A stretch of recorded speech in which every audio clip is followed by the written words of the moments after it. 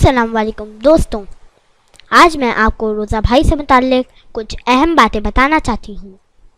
دوستوں، کچھ صورتیں ایسی ہوتی ہیں جس میں آپ اللہ تعالیٰ کو ناراض کیے بنا روزہ چھوڑ سکتے ہیں، لیکن پھر ان روزوں کو بعد میں رکھنا ضروری ہوتا ہے۔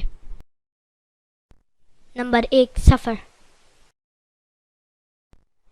تو اگر کوئی شخص اپنے شہر سے باہر 48 میل یعنی 78 کلومیٹرز دور کہیں جانے کا فیصلہ کر لے اور وہ وہاں 15 دن سے کم ٹھہرنے کا ارادہ رکھتا ہو تو وہ اپنے شہر کی آبادی سے نکلنے سے مسافر بن جائے گا اور اس کے لیے روزہ چھوڑنا جائز ہوگا، لیکن بہتر یہی ہے کہ روزہ رکھ لے۔ لیکن یہ یاد رہے کہ اگر وہ شخص میرے یعنی سحری کے آنے کے وقت اپنے شہر میں ہوا تو اس پر روزہ فرض ہو جائے گا۔ نمبر 2، بیماری۔ یعنی اگر کوئی شخص سخت تکلیف کی حالت میں ہو یا اسے کوئی ماہر اور دیندار ڈاکٹر کہہ دے کہ روزہ رکھنے سے آپ کی بیماری بڑھ جائے گی تو وہ روزہ چھوڑ سکتا ہے۔ نمبر 3، بڑھاپا۔ یعنی اگر کوئی شخص بہت ہی بوڑھا ہو کہ روزہ ہی نہ رکھ سکتا ہو یا روزہ رکھنے سے اس کے سخت بیمار ہونے کا اندیشہ ہو تو وہ شخص روزہ چھوڑ سکتا ہے۔ نمبر 4، حیض و نفاس، menstrual cycles and childbed۔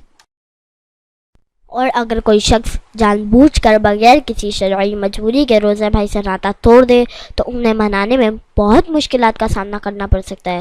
بعض اوقات وہ مشکل قضا کی صورت میں ہوتی ہے، جبکہ بعض اوقات وہ مشکل کفارے تک بھی پہنچ جاتی ہے۔ لیکن اس کے باوجود اللہ تعالیٰ نے ہماری شریعت میں کچھ آسانیاں رکھی ہیں، اس لیے اگر کوئی شخص بہت سخت بیمار ہو اور درد کی شدت سے تڑپ رہا ہو تو وہ روزہ بھائی سے ناطہ توڑ سکتا ہے، اس کے بعد اسے بعد میں قضا کرنی پڑے گی۔ لیکن اس کا یہ مطلب نہیں ہے کہ کوئی شخص شروع دن ہی سے روزہ بھائی سے نہ ملے اور کہے کہ بہت پیاس لگتی ہے، بہت بھوک لگتی ہے۔ اس سے روزہ بھائی بھی ناراض ہو جاتے ہیں اور ان کو بھیجنے والے اللہ میاں بھی ناراض ہو جاتے ہیں۔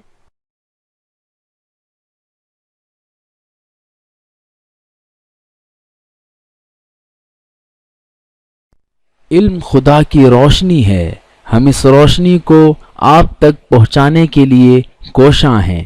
آئیے ہمارا ساتھ دیجیے کیونکہ روشنی ہے آپ کا حق۔ Education is the light of God. We are working to spread this light. Let's come and join us because light is your right.